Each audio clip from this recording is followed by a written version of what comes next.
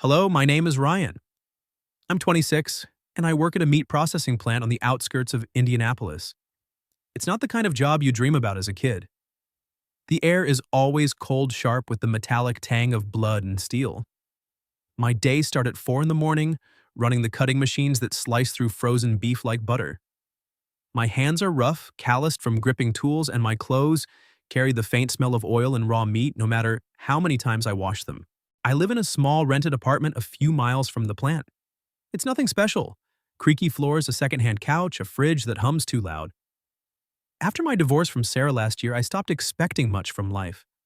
I work, pay my bills, and try not to think about the past. That's it. This morning was like any other. Winter had settled in early and the air outside bit at my knuckles as I drove my beat-up Chevy to the plant.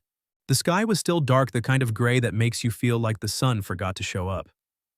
I clocked in, pulled on my stained jacket, and started my shift. The machines roared to life, their blades slicing through slabs of meat with a rhythm I could feel in my bones. By 8, my fingers were numb from the cold and my boots were slick with grease. I was halfway through cleaning a jammed cutter when my supervisor, Mike, waved me over. "Ryan, you've got a meeting downtown. Some paperwork from your ex. They need you to sign off on her severance claim." I frowned. Sarah and I hadn't spoken since the divorce was finalized. The idea of digging up that mess again made my stomach twist, but I nodded. Mike handed me the address of a law office and told me to be there by 10. I didn't ask questions. I never do. I cleaned my hands as best I could, swapped my work jacket for a faded hoodie, and drove across town. The law office was in a sleek building, all glass and polished floors, the kind of place that felt like it belonged to another world. My boots left faint smudges on the tiles as I walked to the receptionist's desk. She barely looked up, just pointed me to a small meeting room down the hall. Inside, Anna Caldwell was waiting. I'd heard her name before. Sarah's lawyer, known for being ruthless in divorce cases, the kind who could make a judge flinch with a single sentence. She was 41, but she didn't look it. Her hair was pulled into a tight bun, not a strand out of place, and her black blazer fit like it was tailored to her frame. She sat at the table, a stack of papers in front of her, pen poised like a weapon. Her eyes were sharp gray like the winter sky outside, and they flicked over me as I stepped in. I felt out of place, my hoodie reeking faintly of the plant, my hands still raw from the morning's work. "Dawson," she said, her voice cool and precise, "please take a seat." I sat, the chair creaking under me. Anna slid a document across the table explaining the severance terms in a tone that was all business. Her words were clipped, each one landing like a blade. I tried to focus, but my head was swimming. The room was too warm, the fluorescent lights too bright. I fumbled for the pen she offered, my fingers stiff from the cold and the weight of being here, signing away the last piece of my marriage. My hand shook as I scribbled my name, the ink smudging slightly. I cursed under my breath, embarrassed, and set the pen down. Anna watched me, her expression unreadable. Then out of nowhere, she spoke, her voice softer but still firm. "You should wear a warmer jacket for those early shifts. That kind of work, it wears you down faster than any divorce I've seen." I looked up, caught off guard. Her eyes weren't cold anymore. There was something else there, something human, like she'd let her guard down for half a second. It wasn't pity. It was concern, maybe. The kind you don't expect from someone who spends their days cutting through people's lives with legal precision. I didn't know what to say. I just knotted my throat tight. "Yeah, thanks." She held my gaze for a moment longer, then looked back at the papers as if nothing had happened. But something had. That one sentence, that fleeting softness in her eyes, it stuck with me. I stood, handed her the signed documents, and walked out into the biting cold. My truck was parked across the street, but I didn't start it right away. I sat there staring at the office building, replaying her words. A lawyer like her in a world of suits and contracts had noticed me. Not as a client, not as a signature, as a person. And for reasons I couldn't explain, I wanted to see her again. The days after that meeting at the law office felt heavier than usual. I went back to the meat processing plant, back to the cold, the grind of the cutting machines, the ache in my hands from gripping steel all day. My apartment was still the same creaky, cluttered, smelling faintly of the takeout I'd been living on. But something was different. Anna Caldwell's words kept circling in my head. That kind of work, it wears you down. It wasn't just what she said, it was how she said it like she saw me, not just the guy signing papers. I couldn't shake the feeling even as I tried to bury it under 12-hour shifts. A few days later, my phone buzzed while I was scrubbing grease off my hands in the plant's break room. It was a text from an unknown number. "Mr. Dawson, please confirm receipt of the severance documents. Anna Caldwell." I stared at it, my thumb hovering over the screen. It was formal, professional, but it felt like a door left cracked open. I typed back, "Got them. Thanks. Short, safe." That should have been it. But the next evening, another text came. "Hope you're staying warm out there. Those early shifts are brutal." I froze. This wasn't about paperwork. I replied, "Trying. Appreciate it." Over the next week, her messages kept coming, reminders about forms at first, but then little things like "don't skip dinner" or "sleep well." I answered everyone cautious but curious, like I was stepping onto thin ice. Work didn't get any easier. The winter deepened and the plant felt like a freezer. My hands were raw, crisscrossed with tiny cuts from the blades. I'd come home exhausted, collapse on the couch, and stare at the ceiling, thinking about Sarah. Our marriage hadn't been perfect, but I'd tried. I'd worked overtime, saved for a house we never bought, believed we'd make it. When she left, she said I was too stuck in this life. Maybe she was right. Maybe I was just a guy who cut meat and paid bills. But Anna's texts, they were like a flicker of light in that darkness. I started checking my phone more than I'd admit, waiting for her name to pop up. One night, after a brutal double shift, I was dead on my feet. It was past midnight, my fingers numb as I fumbled with my phone to text Mike about taking a sick day. I wasn't thinking straight, half asleep, and somehow dialed Anna's number instead. The call connected before I could stop it. I cursed, ready to hang up, but her voice came through soft and alert. "Ryan, it's late. Everything okay?" My heart thudded. I should have apologized and ended it there. Instead, I said I didn't mean to call, I wanted someone to pick up. And you were the first person I thought of. Silence stretched between us long enough that I thought she'd hang up. Then she spoke, her voice quieter. "I can listen. Not as your lawyer, as someone who knows what it's like to have your life cut in half." I leaned back against the couch, my breath shaky. "What do you mean?" I asked.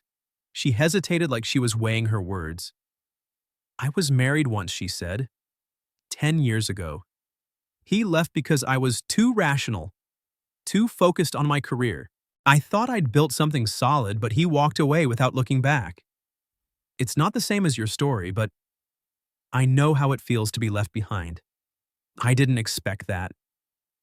Anna Caldwell, the woman who'd stared me down in that office like she could carve through steel, had been broken too. I swallowed hard, my voice low. Sarah said I was stuck, that I didn't dream big enough. I tried to be enough, but I wasn't.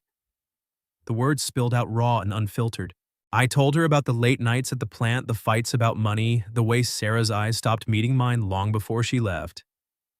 Anna didn't interrupt. She just listened, her breathing steady on the other end. We talked for an hour, maybe more. She told me about her ex-husband's betrayal, how she'd thrown herself into work to forget how she'd stopped believing in second chances.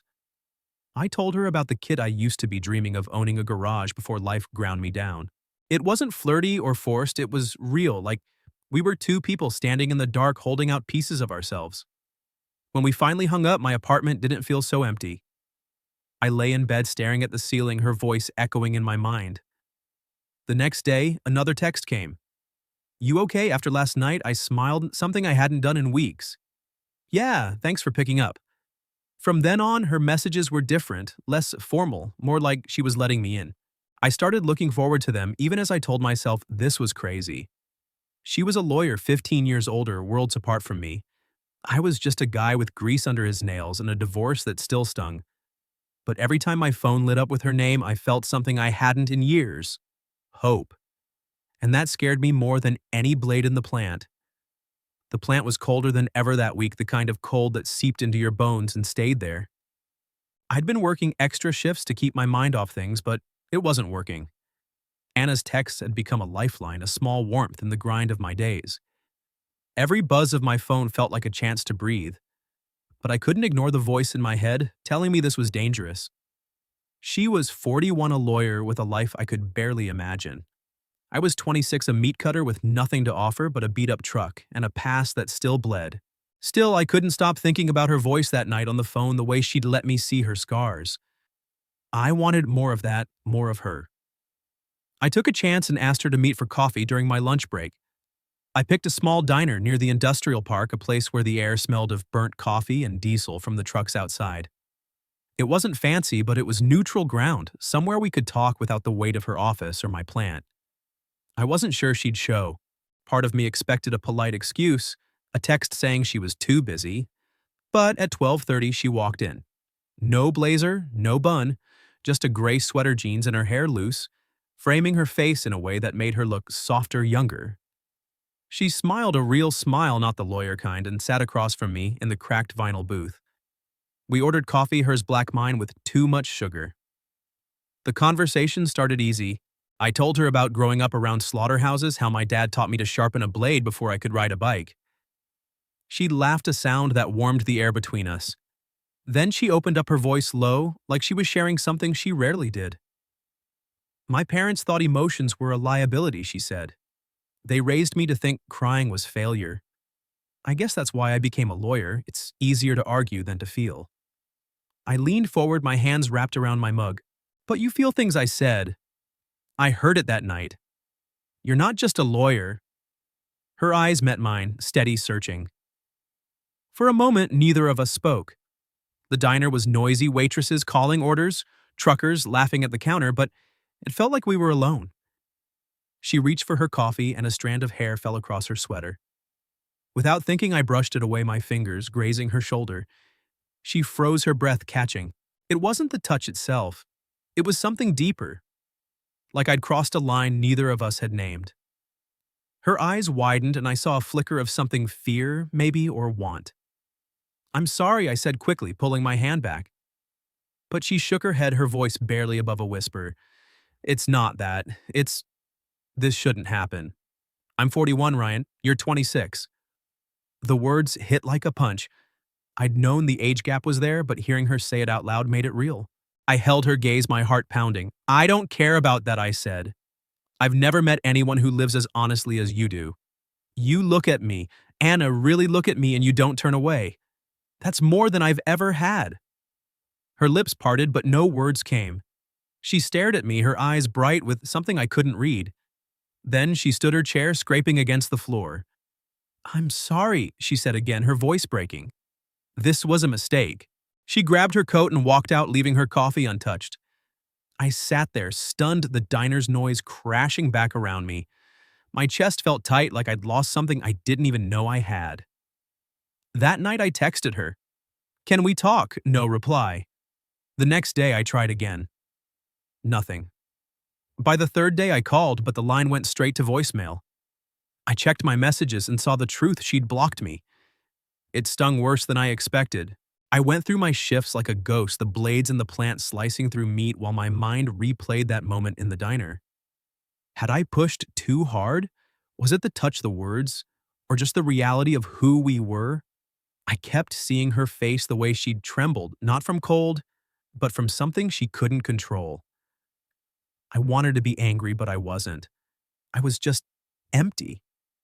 The plant became a blur of steel and frost. My hands bled from a careless cut, and I didn't even flinch. I'd lie on my couch at night, staring at my phone, willing it to light up with her name. It never did. I started to wonder if I'd imagined it all, the text, the call, the way she'd looked at me. But I couldn't shake the feeling that she'd felt it too, that spark, that pull. She'd run because it scared her, not because it wasn't real. I didn't know how to reach her, didn't know if I should try. But one thing was clear, I wasn't ready to let go. Not yet. I stood in the plant's break room one morning, my breath visible in the cold air, my phone heavy in my pocket. The other workers laughed and complained around me, but I barely heard them. I kept thinking about Anna, about the wall she'd built, and the one I'd have to climb. I didn't know if I was strong enough, but I knew I had to try. For her, for me, for whatever this was. 3 weeks had passed since Anna walked out of that diner, and the silence was louder than the machines at the plant. I kept my head down, letting the rhythm of the blades and the sting of the cold fill the void she'd left. My hands were rougher now, marked with new cuts from distracted moments at work. I'd stopped checking my phone as often, but the ache in my chest didn't fade. I replayed our last conversation the way her voice had cracked when she said, "This shouldn't happen." I wanted to respect her choice to let her go, but something stubborn in me refused. I couldn't shake the feeling that what we'd had those texts, that call, that look in her eyes was real. And real things don't just vanish. One Saturday, I was running errands after a short shift. The plant had let us out early, and I needed to grab some basics bandages for my hands, a new toothbrush, maybe something to eat that wasn't frozen pizza. I pulled into a pharmacy near the industrial park, a small place with flickering fluorescent lights and shelves packed tight. I was halfway down the aisle when I saw her. Anna. She stood by the cold medicine, her back to me, her shoulders slumped in a way I'd never seen. Her hair was loose, messy, and she wore a plain jacket that looked too thin for the winter chill. Her hands trembled as she reached for a box, and her face was pale, shadowed with exhaustion. She didn't see me. I should have turned away. She'd blocked my number, made it clear she wanted distance. But seeing her like that fragile human, not the untouchable lawyer, stopped me cold. I watched her fumble with the box, drop it, and curse under her breath. My feet moved before my brain caught up. I picked up the box and held it out to her. "You okay?" I asked, my voice softer than I meant. She froze her eyes, meeting mine. They were red-rimmed like she hadn't slept in days. For a second I thought she'd bolt, but she just stood there clutching her wallet like it was an anchor. "Ryan," she said, barely a whisper. "What are you doing here?" I shrugged, trying to keep it light. "Just picking up some stuff. You look like you need this more than I do." I nodded at the medicine. She didn't smile, didn't argue. She just looked away, her jaw tight. I could have left it there, walked away, let her keep her walls up. But I didn't. I stepped closer, my voice low. "Anna, I know you don't want me here. But if you're hurting, I'm not going anywhere. Not this time."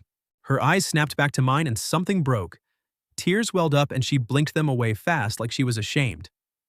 "You don't get it," she said, her voice shaking. "I'm not someone you should want. I'm too old, too broken, too everything.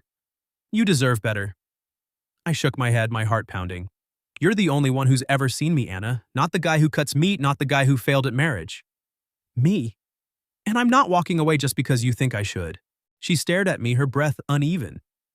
I reached into my pocket, pulled out the cash I'd meant for my own stuff, and paid for her medicine at the counter. When I handed her the bag, my fingers brushed hers. She didn't pull away. Instead, she gripped the bag so tight her knuckles went white. "You're the only one who doesn't look at me like a lawyer," she said, her voice barely audible. "The only one who makes me want to break every rule I've ever made." I took a step closer, close enough to smell the faint trace of her perfume. "Then break them," I said. "Stop living by rules. Live by what you feel. I'll handle whatever mess comes with it." Her eyes searched mine, and for the first time she didn't look away. She reached out her hand, trembling, and grabbed mine. Her fingers were cold, but her grip was firm, like she was holding on to something she'd thought she'd lost. We stood there in the middle of the pharmacy, surrounded by cough syrup and discount candy, two people who'd been strangers a month ago. I didn't care who saw us. I didn't care about the age gap or the rules she was so afraid of. All I cared about was her right there, choosing to hold my hand. That night we started meeting again, but it was different now.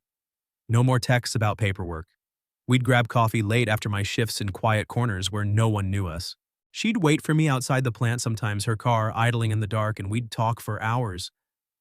She told me about the pressure of her job, the way clients expected her to be perfect, the way she'd stopped believing in love after her ex left her. I told her about the kid I used to be, full of dreams, and how I'd lost him somewhere along the way. Every word, every glance felt like a step closer to something neither of us could name. One evening, as we sat in her car, her hand still in mine, I realized we'd crossed a line. Not the one she'd been afraid of, not age or status. The line between pretending this was nothing and admitting it was everything. I looked at her, her face lit by the glow of the dashboard, and I knew I'd fight for this for us, no matter what it took. The plant, the cold, the cuts on my hands, they didn't matter. What mattered was the woman sitting next to me, the one who'd finally let me in. 6 months had passed since that moment in the pharmacy, and life had shifted in ways I never expected. I was still at the meat processing plant, still waking up to the cold bite of dawn and the hum of cutting machines. But I wasn't the same guy who'd signed divorce papers in a sterile office. I'd started taking night classes in business management, dreaming of opening a small garage one day. The work was still brutal, my hands still bore scars from the blades, but I had a reason to keep going. Anna. She'd become my anchor, my reason to look forward to the end of each shift. Anna had changed too.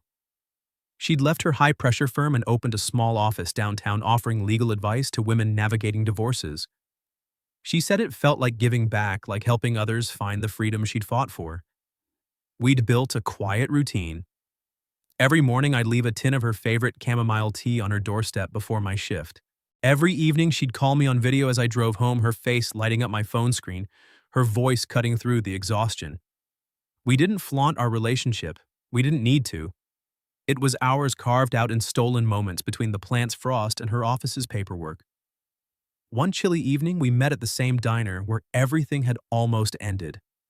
The place hadn't changed, same cracked booths, same burnt coffee smell. Anna sat across from me, her sweater loose, her hair tucked behind one ear. We ordered our usual, talked about small things, her latest client, my latest class. But I'd been carrying something in my pocket for weeks waiting for the right moment. I reached into my jacket and pulled out a small ring, not gold or silver, but stainless steel, made from a discarded bolt I'd salvaged from one of the plant's old machines. It was rough, unpolished like me. I slid it across the table. "It's not an engagement ring," I said, my voice steady despite the knot in my throat. "It's a promise. I'm not asking you to follow rules or give me forever. I'm just promising to be here every day for as long as you choose me." Anna's eyes widened, then softened. She picked up the ring, turning it over in her fingers. Her lips trembled, and for a moment I thought she might cry, but she didn't. She slipped the ring onto her finger, her gaze locking with mine. "I choose you," she said, her voice quiet but sure. Every day. We didn't speak after that. I reached across the table, took her hand, and we sat there, the diner's noise fading around us. The ring wasn't a symbol anyone else would understand. It was ours, a piece of my world, my work, my heart. Anna was still the lawyer with sharp eyes and a past that had left her wary. I was still the guy with grease on his hands and a divorce that had left me hollow. But together we'd found something real. Something that didn't need to fit anyone else's mold. The plant was still cold, the blades still sharp. Anna's office was still full of files and late nights. But in the spaces between and the tea I left her, the calls we shared, the way she held my hand, we'd built a love that didn't need to be perfect. It just needed to be us. And as I looked at her across that diner table, her ring, catching the light, I knew we'd chosen right. Not because we were the same age or the same world, but because we were the right people for each other.